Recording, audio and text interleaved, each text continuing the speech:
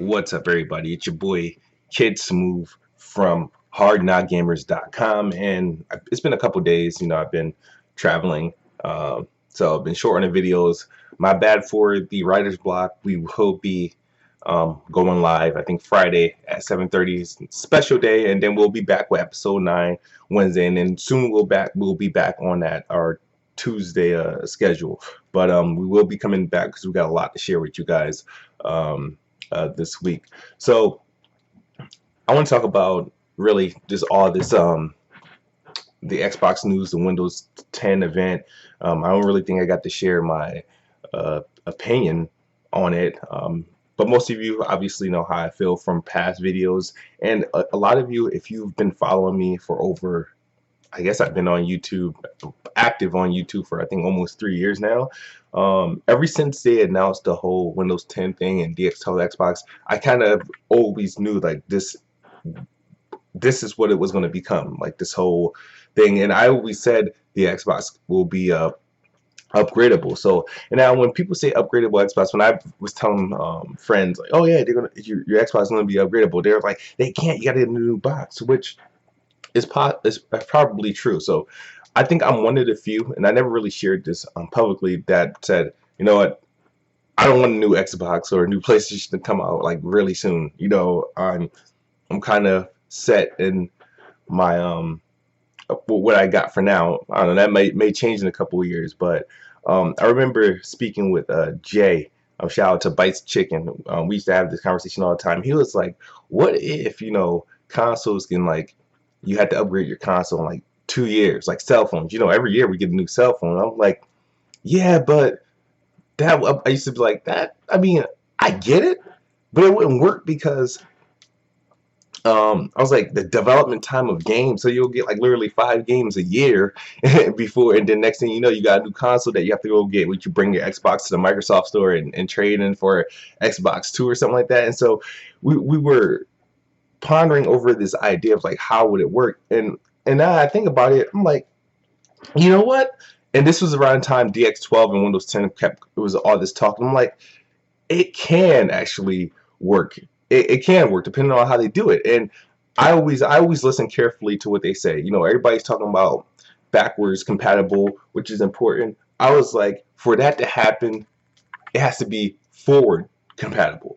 Like, and I think with the new the upgradable Xbox, whether they do it through add-ons, whether they do it through a system release, meaning that, yeah, they'll come out with better hardware. It'll still be an Xbox One, but because of this Universal Windows app, any new game coming that you can run great on your Xbox One S or whatever, your Xbox One will be able to play as well as your PC. And I think that's what that means. So, and Phil Spencer said future, he said not future, forward compatible as well. And that's what one thing that stuck out about when he was talking about upgradable consoles. Like, yeah, that's the only way it can work, because it's like, for example, this is the iPhone 6s. The only reason why, because you can't assume everyone can just afford to get the iPhone 7, right? So this iPhone 6s is going to be able to do most of the things that the iPhone 8 and possibly 9 will do. So they won't start making this phone mess up until they come out with like the iPhone, I don't know, 10. You know what I mean? Right now, I mean, your iPhone 4S should be still functionable. It should still be, it's still getting updates to look similar to what the iPhone 6 does, and same thing with the iPhone 5s. And I think that's what's going to happen. And then eventually most people trade in their consoles to get the newest thing, and I think they're going to do it through both ways, putting out add-ons. AMD announced like external GPUs or CPUs or whatever. At least they're hinting at it, so they can do, if you wanted to keep your current Xbox, not buy a new one, you can buy external hardware,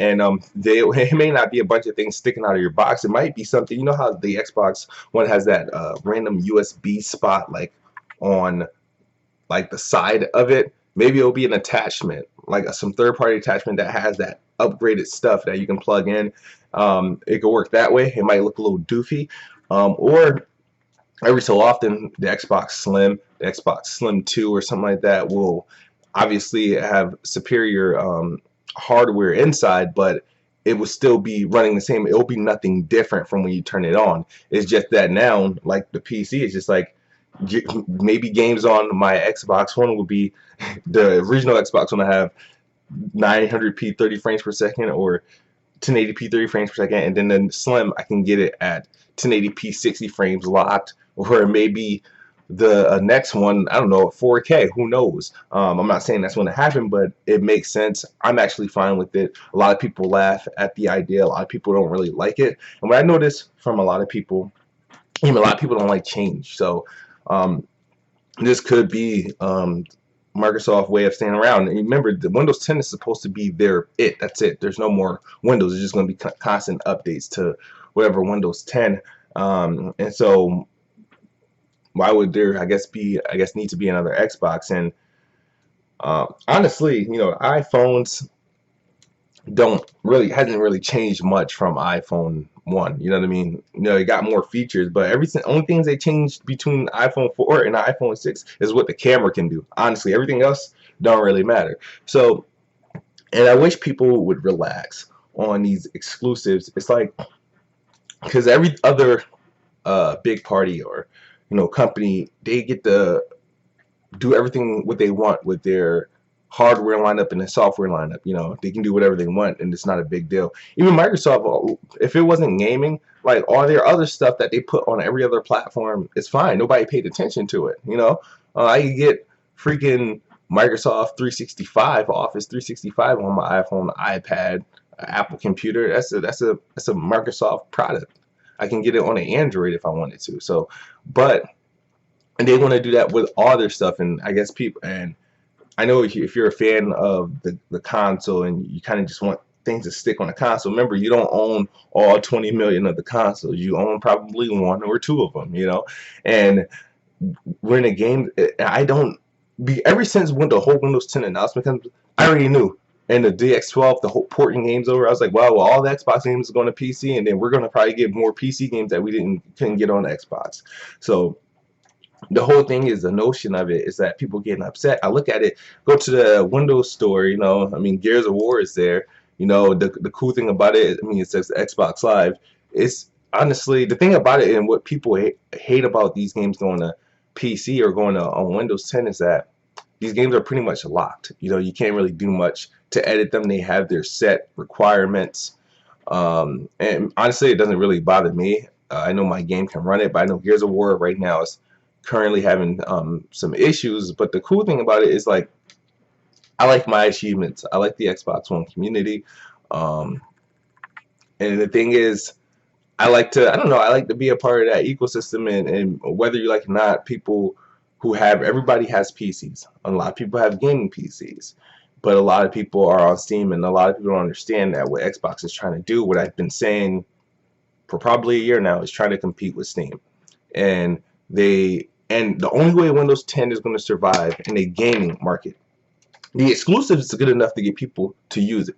Because if no PC gamer can't be bragging about Quantum Break, Gears of War, Halo, Forza, they can't brag about these games going to PC if they're not willing, if they don't have Windows 10, or if they're not willing to use the Microsoft Store. So these exclusives is going to bring them to the Xbox Store.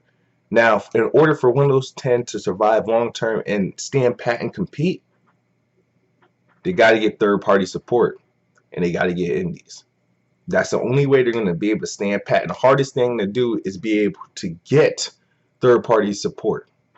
And because of the locks, how they got on the exclusive games, but once big parties like EA and Ubisoft and whomever put their stuff on Windows 10, that's the option. Sky's the limit. And I've been saying that from the beginning. So whether it's on PC, on the Xbox future is looking really, really bright. I'm happy to have one, and if an Xbox Slim does come out, I'll be getting one. But I just hope when they do put the third-party games on Windows 10 store, that they are cross-buy with Xbox. because that will only be right, only be fair. I don't care if it's crossplay, as long as it's cross-buy, I'll be fine. Because some of these games, I would not want to buy twice. No, but that's all I got for you guys. I'll have some more videos up throughout the day. I gotta get ready to work. Xbox is the best box, and I am the best spot. Good night. Oh no. If you're on the other side of the globe, good morning. If you're in the East Coast of America, if you're in America, period. Yeah. Peace.